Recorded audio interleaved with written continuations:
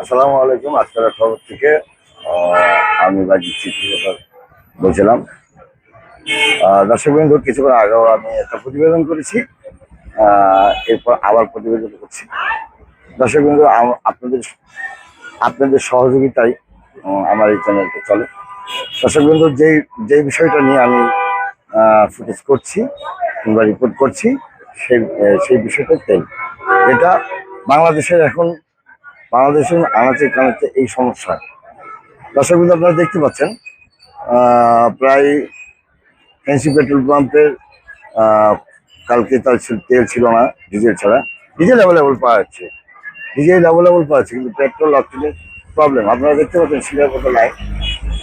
দর্শক বিন্দু, আপনারা বুঝতে পারছেন যে আমাদের দেশে কেন সংকট পড়লো, কি কারণ, এবং কেন এই ধরনের অপ্রীতি ঘটনা ঘটছে।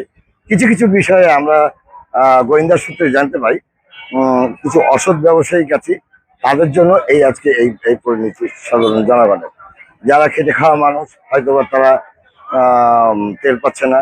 সেই কারণে দর্শক বিন্দু, আমি সরকারের কাছে করা অনুরোধ করে বলছি, উনি যেন আরো ভালোভাবে পর্যবেক্ষণ করে এবং ডিপুগুলোরে পর্যাপ্ত পরিমাণের আমাদের যে মজুদ থাকার কথা, সে অনুযায়ী আমরা নজরদারি পাচ্ছি না। কিছু কিছু জায়গায়, কিছু কিছু বিষয়ে আমরা খুবই দুঃখজনক বিষয় যে আমাদেরই দেশের লোক এই ধরনের কাজ সাথে জড়িত। দর্শক বিন্দু, আজকাল খবর থেকে আমার সাথে থাকার জন্য আমি বাজি চিফ রিপোর্টার, আপনার কাছে ধন্যবাদ জানাই।